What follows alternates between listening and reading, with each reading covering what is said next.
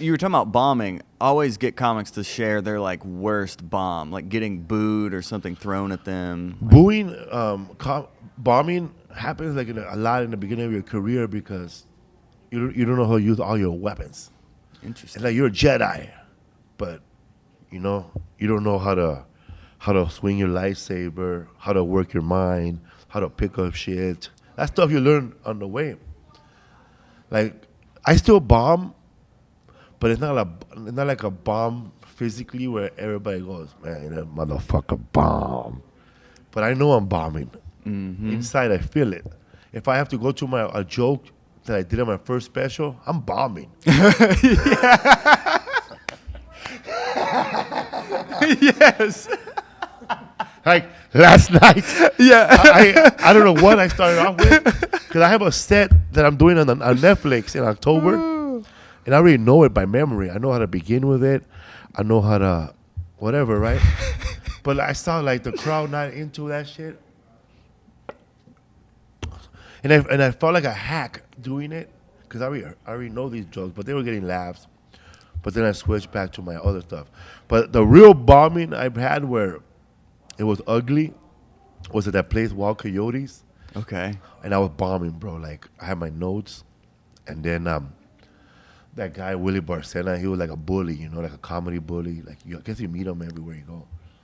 Like, it's the kind of guy that if you're up on stage, and then when you get off, he sees your set list, he rips, bro, get rid of these jokes, dog.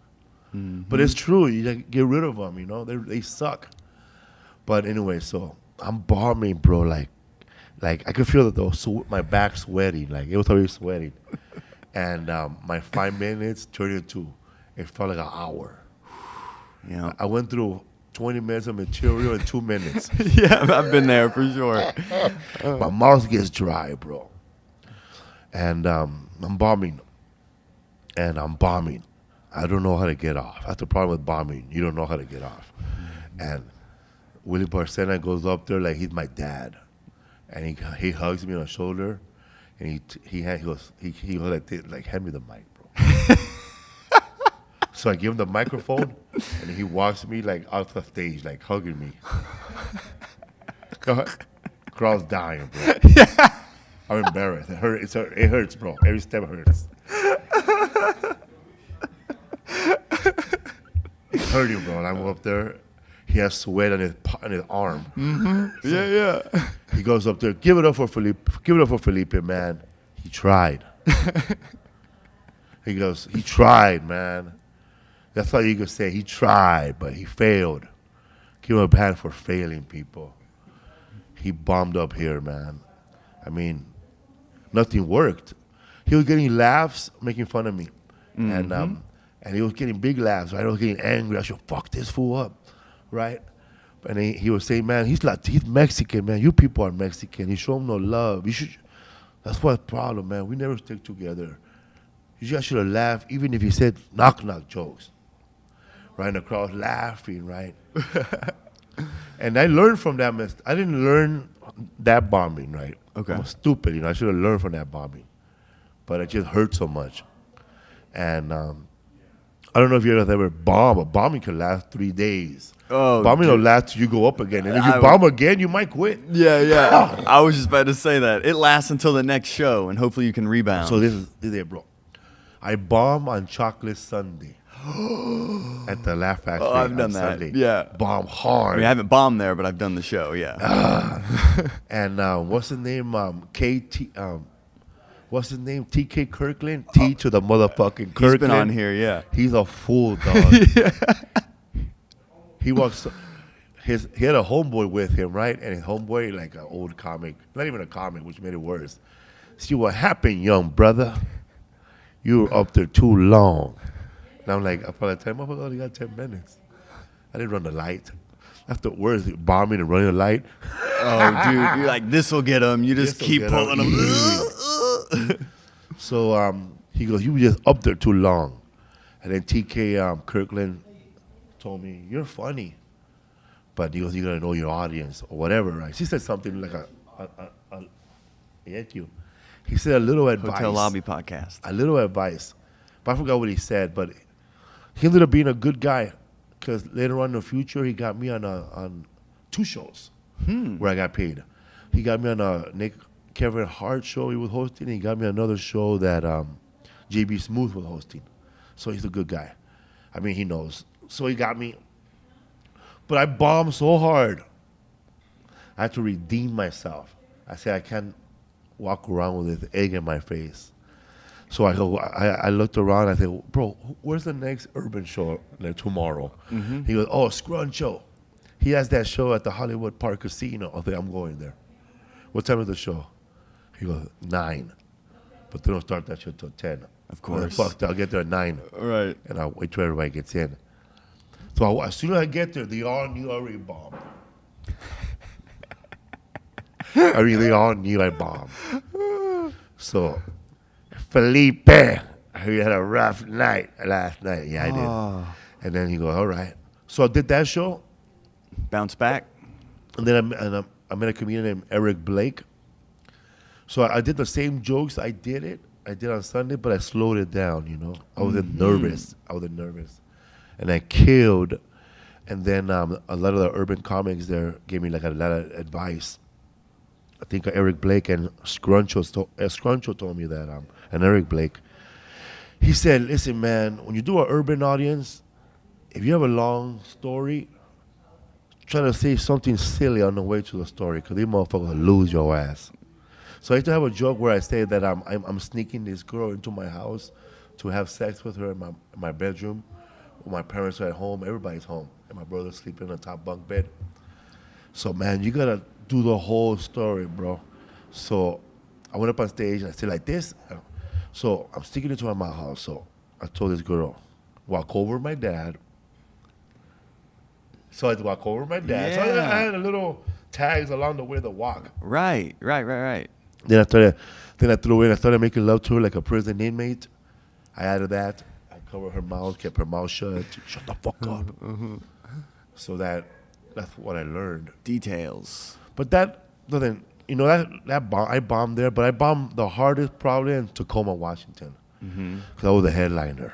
And it was a bad deal. It was 2 shows. I did a show. The first show I put to get $700, okay, for 2-nighters. 1 night in Hawaii and 1 night in Tacoma. So they got me a plane ticket and I flew out to Hawaii. And the night before I got to see Hawaii for the first time, I met some Asian women. They were cute. I took a photo with them. I've never been to Hawaii. I ate good. I went to go do the show, bro. There was like, no lie, bro, 17 people there. And that place was like 200. And the promoter was sitting in the front with a broken leg. So every time I did a joke, I would look at him going. I did the whole 45, bro, no laughs. Then I went to my room, wanted to kill myself. So the next day, I'm waiting for them to take me to the airport. And they take me to the airport late because they were smoking weed, but I don't smoke weed. I wasn't smoking weed back then. So I missed my flight, Hawaiian flight. Oh. I talked to the promoter. Hey, man, your homie dropped me off too late. I missed my flight. He goes, well, man, talk to them, man. Tell them your mom is dying. Tell them you're getting married. Lie to them. Like the promoter saying that, bro. So I used the money that they gave me half to buy another ticket to get to, I think California at least. So I come California, I made it to California. Then I used $200 of my money to get to Tacoma. And instead they were going to reimburse me in Tacoma. So when I get to Tacoma, I guess it's tradition, his mother invited me to eat. I never been to no urban home, no African-American house. So I'm with my hat. I sit down. She goes, oh, you ain't going to say hi to nobody? You invited me, woman. Yeah. I was never used to, so I sat down. She goes, we take hats off in this house. So I took my hat off. and they made me some fried chicken and macaroni and cheese. The chicken was delicious. The macaroni and cheese was like the last part, so it still had like the mold of the pan on it. You know what I'm talking about, right? My piece was round. Oh yeah, the crust. So there was a casino like nearby where I was staying. I'm like across the street, so I went over there and I started gambling, playing blackjack, and I won like $980. And they picked me up to the show. I went to the show. Let me tell you something. For anybody out there that's a headliner, or you're gonna headline a show, or somebody calls you up and asks you, "I want you to headline my room." Before you even agree to the headlining spot, you ask him, how many comedians are going to go up before me? Ooh. Can I bring an opener? Who else is going to go up? What is this show going to be like? Am I going to be one comedian or a host and I go up? So I just said yes. I said yes. I didn't ask none of the questions. Was this before Last Comic Standing? Yeah. Okay. So I'm at the Tacoma, Washington, and the whole world goes up before me. They bring up a rapper. Oh, what? The chef of the place goes up and shows the plate of the specials. Like he's like this. Some dumb whack ass bitch does a Def Jam rap that sucks. I hate poetry, first of all. I like poetry read. I like to read it. I don't like to be read by people with attitude, So this comedian goes up, bombs, bro. The second comedian kills. But this guy, one of those guys that has like a funny, he's Tacoma 20. Right. Like his shit was only funny in Tacoma. I swear to God. But all his references was killing. Like, y'all remember Junior from the barbershop? Ah! Remember when he broke his leg? Ah! They were running around the room laughing. And then the barber was there, bro. Oh, so everybody's laughing at him, giving him high fives. So after that thunder, bro, yes. I go up there try to do an hour. They're like, who? With Felipe, bro, you couldn't hear a taco drop. You couldn't hear a taco crunch. And I go up there, bro, and I say a joke. And some guy's heckling me. But then he goes up on stage, and we're having like a roast battle on stage, bro. Right?